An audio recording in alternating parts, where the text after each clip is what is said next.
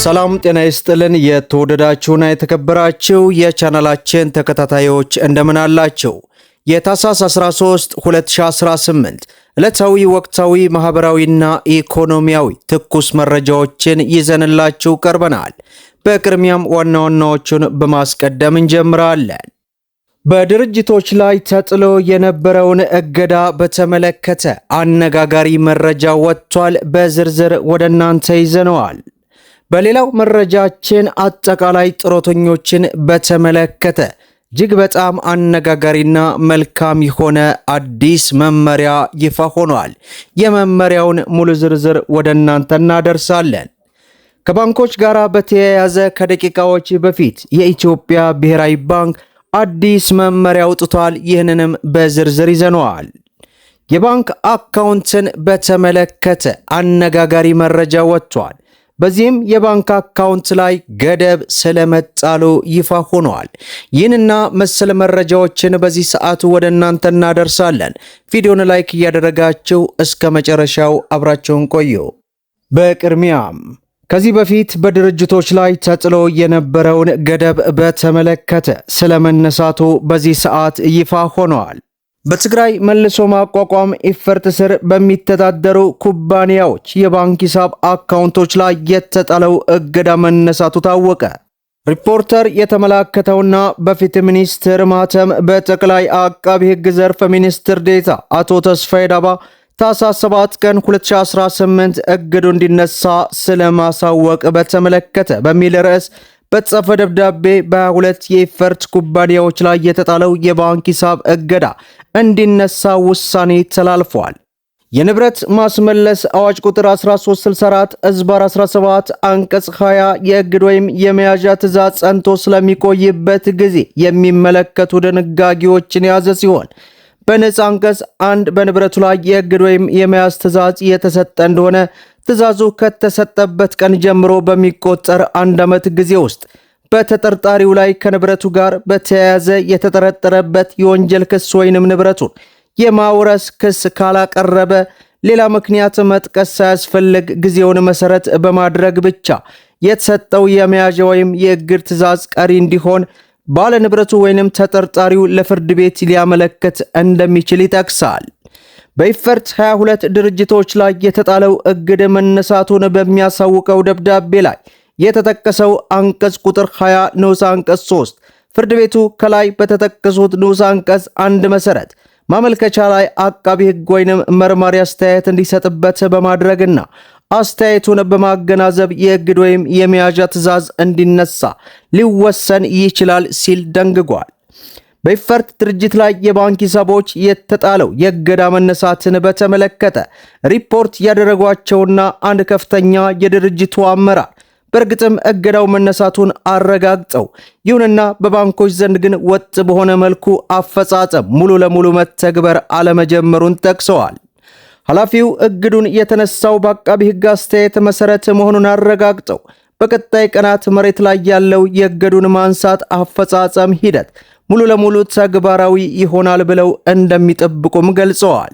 የትግራይ መልሶ ማቋቋም ኤፈርት ባላደራ ቦርድ ከ2 ሳምንት በፊት በወጣው መግለጫ ከዳር 25 ቀን 2018 ጀምሮ ምክንያቱ በግልጽ ባልታወቀ ሁኔታ በስሩ የሚተዳደሩ ኩባንያዎች መታገዳቸው፣ ይህም የእያንዳንዱ ድርጅቶች የባንክ ሂሳብ አካውንት ጭምር እንዳይንቀሳቀሱ የተጣለ እገዳውንም እንደሚያካትት ለሕዝብ ይፋ ባደረገው መግለጫ ማስታወቁ ይታወሳል።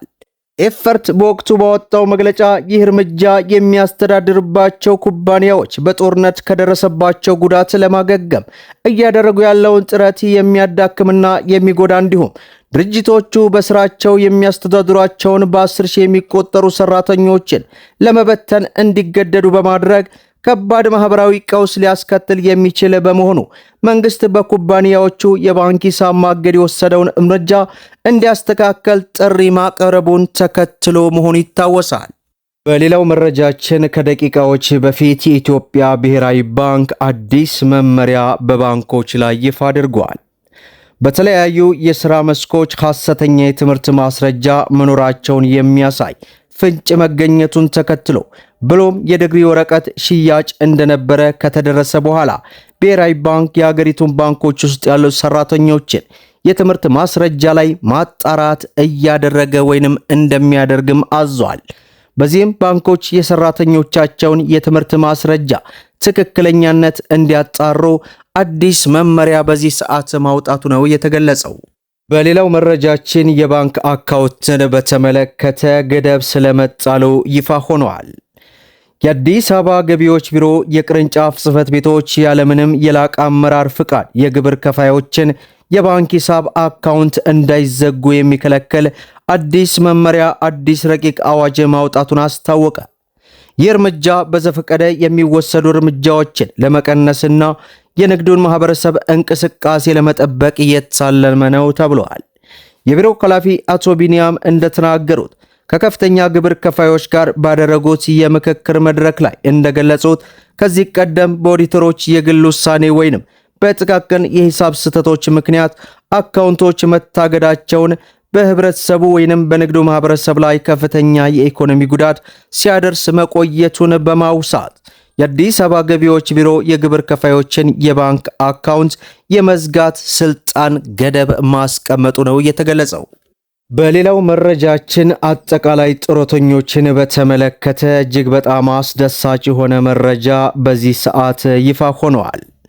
ባንኮች የጡረታ መዋጮ የአገልግሎት ክፍያ በሚል መቁረጥ እጅግ በርካታ ጡረተኞች ሲማረሩ የነበረ ቢሆንም አንዳንድ ባንኮች የጡረታ ክፍያ ለተጠቃሚዎች ሲከፍሉ የአገልግሎት ክፍያ በሚል እንደሚቆርጡም ተናግረዋል። የአገልግሎት ክፍያው እየቆረጡ ያሉ ብሔራዊ ባንክ መመሪያ አውጥቷል በሚል እንደሆነ ተጠቅሶ በ2014 የወጣው የጡረታ አዋጅ ግን ከጡረታ መዋጮ ገንዘብ ላይ ቀንሶ ለአገልግሎት ክፍያ ለገንዘብ ማስተላለፊያ እያሉ መጠቀም እንደማይችል ይደነግጋልም ተብሏል። ብሔራዊ ባንክ አወጣው የተባለው መመሪያ ከአዋጁ በላይ ሊሆን ስለማይችል ግን ተግባሩ ሊቆም ይገባል ሲሉ የአስተዳደሩ የሕግ ጉዳይ ዳይሬክተር አቶ ግርማ ሲሳይ አሳስበዋል። የግል ድርጅቶች ሰራተኞች ማህበራዊ ዋስትና አስተዳደር በጡረታ አዋጅ ዙሪያ ከሚመለከታቸው ጋር በአሊሊ ሆቴል እያካሄዱም እንደሆነ ተገልጿል። በዚህም ባንኮች ከጡረታ መዋጮ የአገልግሎት ክፍያ በሚል መቁረጥ እንደማይችሉ በዚህ ሰዓት ይፋ ሆነዋል። በመጨረሻም ለህገወጥ ፍልሰት መበራከት ከህገወጥ ደላሎች ከፍተኛ ድርሻ ይይዛሉ ተባለ።